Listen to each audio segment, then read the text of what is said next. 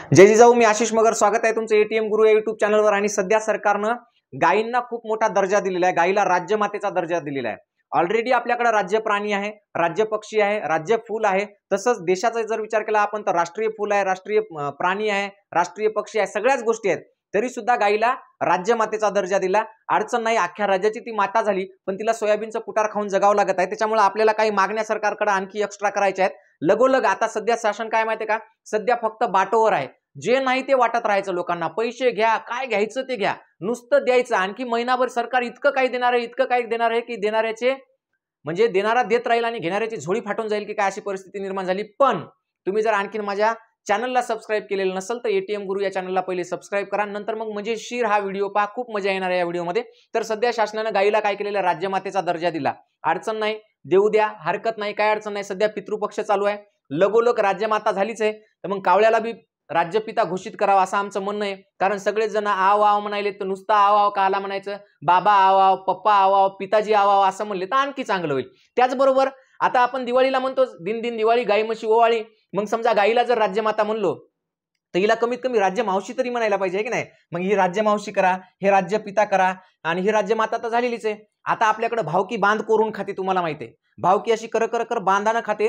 जर मालक नसला शेतातला तर त्याच्या तुरीच्या वळीच्या तुरी शेंगा घेऊन जाते, उडदाच्या शेंगा नेते, मुगाच्या शेंगा नेते. आणि मालक जर कवाच न येणारा असेल, लक्ष देणारा नसेल, किंवा त्या मालकाचा गडी जर समजा त्या शेजाऱ्याचा धार्जिना असेल तर अख्खं शेतच्या शेत शेजारी गायब करते. म्हणून आपली एक कळकळीची विनंती आहे की राज्य भावकी म्हणून गुजरातला घोषित करा. कारण सध्या महाराष्ट्रामध्ये जे महाराष्ट्राचा जे गडी आहे, गडी म्हणजे कोणते, इथल्या जनतेचा जे नौकर आहे, जे इथं सत्ताधारी म्हणून सध्या सत्तेत आहेत, तर ते ऑलरेडी त्या शेजाऱ्याचे घरचे गडी असल्यासारखे, म्हणजे त्यांच्यासोबत चांगला संबंध आहे. त्याच्यामुळे आपल्या सगळे उद्योग, सगळे बँका, सगळे मोठमोठे व्यवसाय सगळे आपले गुजरातकडे चाललेले आहेत. अख्खा महाराष्ट्राचा पैसा गुजरातकडे चाललेला आहे. मी तर म्हणतो काही दिवसांना मुंबई गुजरातकडे जाईल. त्याच्यामुळे राज्य भावकी म्हणून गुजरातला घोषित करायला पाहिजे. दुसरी महत्वाची गोष्ट की एक पुतना मावशी म्हणून बी घोषित करायला पाहिजे, किंवा राज्य सासू म्हणून घोषित करायला पाहिजे. सासूचं कसं राहते, काम खतरनाक राहते, एक नाही. जावायला मुठीत ठेवण्यासाठी ते वेगवेगळे प्रयत्न करते, तसं महाराष्ट्राला मुठीत ठेवण्यासाठी केंद्र सरकार जे आहे ते वेगवेगळ्या पद्धतीने ईडी, सीबीआय, फीबीआय हे सगळं वापरायले. म्हणून आपलं असं म्हणणं आहे की केंद्र सरकारला महाराष्ट्र राज्याची राज्य सासू म्हणून घोषित करण्यात यावं. आता हे झालं सगळ्या घोषणा, पण सगळ्यात महत्वाचं म्हणजे ही जी गाय आहे आपली, या गायीला बिचारीला कुटार खायची पाळी आली. ते बी कशाचं, सोयाबीनचं. पहिल्यांदा कडब्याचं तरी भेटत होतं, लोक जेवाऱ्या पिरीत होती, आता जेवाऱ्या बी नाहीत, काहीच नाहीत घरात. त्याच्यामुळे ही जी गाय आहे हिला सध्या सोयाबीनचं कुटार खाऊन जगावं लागायले. म्हणून जर समजा तुम्ही हिला राज्यमाता केलंच असेल तर त्या राज्यमातेला, ही जी राज्यमाता आहे, खेड्यापाड्यामध्ये तर परिस्थिती अशी आहे भाऊ, गायी सोडल्या घरातून निघल्या की बिदाडीला चरायला चालल्या. आता मग राज्यमातेला तसं चांगलं वाटते का? लवणानं चरायला, बिदाडीनं चरायला, रोडनं चरायला, काही खायलात राज्यमाता. म्हणून या राज्यमातेचा अपमान होऊ नये म्हणून आपली शासनाला कळकळीची विनंती आहे. राज्यमातेनं मानवी शेण खाऊ नये म्हणून आपली राज्य शासनाला कळकळीची विनंती आहे की गायी ज्याच्याकडे आहेत, एका गायी मागे 1 लाख रुपयाचं अनुदान द्यावं. किती रुपये? लय नाही, 1 लाख रुपये वर्षाकाठी एका गायीला 1 लाख रुपये अनुदान द्यावं. नाहीतर राज्यमाता हे तिचं पद काढून घ्यावं. समजा एखाद्याला मुख्यमंत्री करायचं आणि त्याला रुपया पगार द्यायचा नाही, शक्य आहे का असं? एखाद्याला म्हणायचं नाही नाही तू गृहमंत्री होय आणि त्याचा पगारच करायचा नाही. एखाद्याला आमदार करायचं, आमदाराला किती पगार आहे हो? आमदाराची अवकात आहे का राज्याचा माता किंवा पिता बनायची? कतई नाही. म्हणजे आमदार या राज्यमातेसमोर छाटछूट आहे, छाटछूट. किस खेत की पत्ती आहे हो, तरी त्याला 2 आणि 2.5 आणि 3 लाख रुपये पगार आहे. मग आमची गाय तर राज्यमाता आहे, हिला कमीत कमी वर्षाला 1 लाख रुपये अनुदान दिलं पाहिजे. जर तुमच्यात दम असेल तर हिला 1 लाख रुपये अनुदान द्या, नाही तर राज्यमाता पत्तीचं काढून घ्या. आणि जसं हिला 1 लाख रुपये अनुदान दिलं तर मग ही मावशी आपली राज्य मावशी, हिला 50,000 तर द्या. गेला बाजार बकरीला 10,000 तर द्या. अरे कावळ्याला 2,000 तर द्या, काही तर द्या. काहीच देणं होत नसेल तर हे सगळं काढून टाका. उगीच्या उगीच आपलं राज्यमाता, राज्यपिता, राज्य भावकी काय चालू आहे आपल्याकडं. तुम्ही जर या गाय पाळणाऱ्याचे हाल पाहिले ना, शेतकरी भिकला लागला, भिकला. हे जे दूध आहे की नाही, दूध, या दुधाचे दर आधी 44 रुपये होते, मग 34 रुपये झाले, मग 27 रुपये झाले, आणि मग 25 रुपये झाले. सध्या गायीच्या दुधाचा दर 25 रुपये लिटर आहे. बिस्लेरीचं पाणी 20 रुपये लिटर आहे आणि गायीच्या दुधाचा दर 25 रुपये लिटर आहे. आणि 1 लिटर दुधासाठी शेतकऱ्याला 42 रुपये खर्च येतो, उत्पादन खर्च. हे आमचं म्हणणं नाही, हे तुम्हीच ठरवून दिलेले की 42 रुपये उत्पादन खर्च येतो म्हणून. मग जर समजा त्या गायीच्या 1 लिटर माग जर इतकाला रुपयाचा घोटाळा होत असेल, काय म्हणतो, घाटा होत असेल की 25 ते 42, म्हणजे केवढा मोठा घाटा झाला 1 लिटर माग. मग जर हे घाटा भरून जर तुमच्याच्यानं काढणं होत नसेल तर त्या गायीला राज्य माता म्हणले काय, राज्य पिता म्हणले काय, त्या गाईला तुम्ही अक्षरशः ब्रह्मा विष्णू महेश म्हणले तरी शेतकऱ्याला कवडीचा फरक पडत नाही. त्याच्यामुळे जर तुमच्या मनामध्ये थोडी बहुत जरी काही शिल्लक असेल तर गाई मागे 1 लाख रुपये अनुदान द्या, तेव्हाच तिला राज्यमाता म्हणा, नाहीतर तिला राज्यमाता म्हणण्याचा तुमचा अधिकार नाही आणि तुम्ही म्हणू बी नाही. आधी शेतकरी इकडे भिकारी व्हायलाय, मग तरी एक काम तरी करा. मग गाईला राज्यमाता म्हणले ना, मग शेतकऱ्याला तुम्ही काय म्हणा माहितीये का? शेतकऱ्यासाठी मी नाव सांगतो, शेतकऱ्याला म्हणा तुम्ही राज्य भिकारी. काय म्हणा? राज्य भिकारी. का राज्य भिकारी म्हणायचं? तर या नुसत्या दुधामागच एवढा घाटा आहे, हे तर मी आणखी पुढे जाऊन सांगतो तुम्हाला. आणखी काय काय व्हायला शेतकऱ्यासोबत ते बी सांगतो तुम्हाला. हे बघा, हे रासायनिक खताचे दर दिलेले आहेत, जराशा लाजा वाटू द्या, जनतेला बी लाजा वाटू द्या. जरासं पहा तुम्ही डोळे उघडे ठेवून की तुमच्यासाठी कोणतं सरकार काय करायले. 2018ला 15 ची जी बॅग होती, या बॅगची किंमत होती 887 रुपये, आज ती 1470 रुपयाला आहे. 8 दोन्ही 16, दुपटीनं वाढलेत भाव, दुपटीनं 18 पासून इकडं.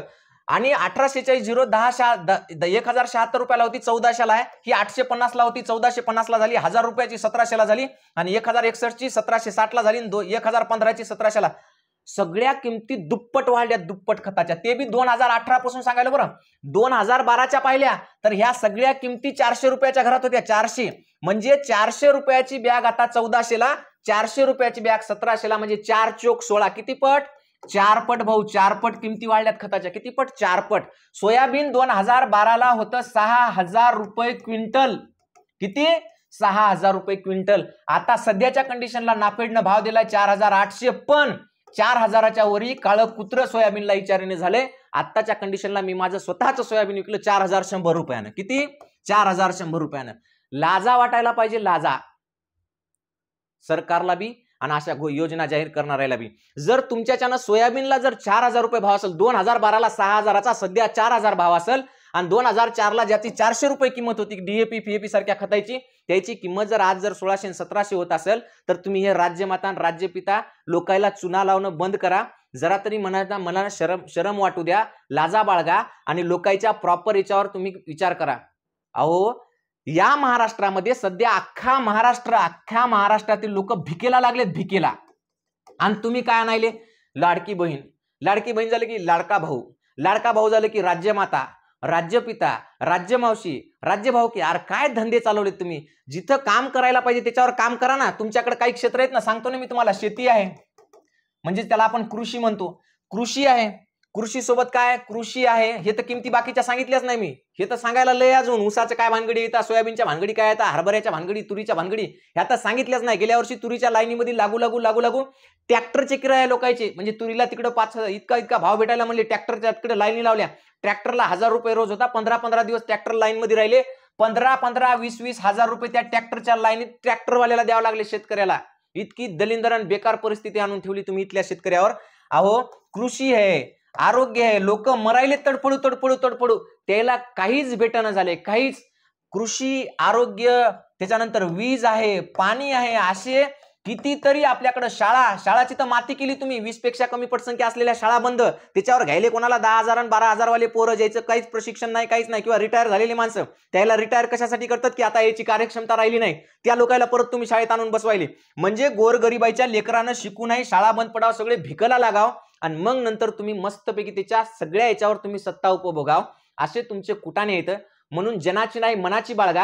आणि तुम्हाला जर असं वाटत असेल की आपण जे काय करायलो ते कळलं, तर तुम्हाला मांजरीचं उदाहरण माहित असेल. मांजर डोळे बंद करून दूध पिते, पण सगळ्या जगाला कळते की ती दूध प्यायली म्हणून त्या मांजरीच्या रूपातून जराशे बाहेर ह्या जरा माणसासारखे वागा आणि जरा चांगलं वागा आणि या महाराष्ट्राचं भलं करण्यासाठी प्रयत्न करा.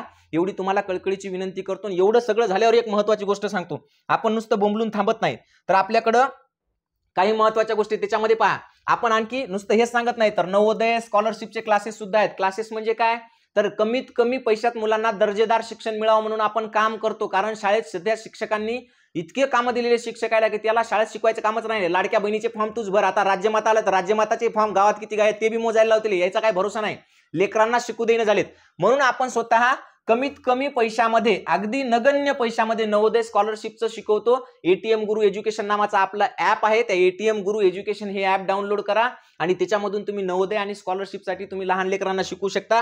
कोणाचे आई वडील वारले असतील, कोणाच्या घरात कोणी अनाथ मुलं असतील, किंवा गरिबी असेल, किंवा कर्जबाजारीला पणाला कंटाळून कोणी आत्महत्या केली असेल, तर त्यांना ते सगळं फुकट आहे. 1 रुपया सुद्धा लागणार नाही. कोणी जर म्हणलं मगर सरनं पैसे घेतले तर नाव बदलून ठेवतो मी, हे की नाही. चला, दुसरी महत्वाची गोष्ट, आपल्याकडे मराठी व्याकरण जगातलं सगळ्यात भारी उत्कृष्ट विशिष्ट मराठी व्याकरण शिकवलेली 100 व्हिडिओची रेकॉर्डेड बॅच आहे. किती वेळा व्हिडिओ पहा, किती वेळा, काहीच त्याच्यावर बंधनं नाहीत. अशी ही बॅच फक्त 100 रुपयाला आहे. बाकी तुम्ही कोणाकडे गेले तर 2-2 हजार 3-3 हजार रुपये फीस आहे. आपल्याकडे फक्त 100 रुपयाला मराठी व्याकरणची बॅच आहे.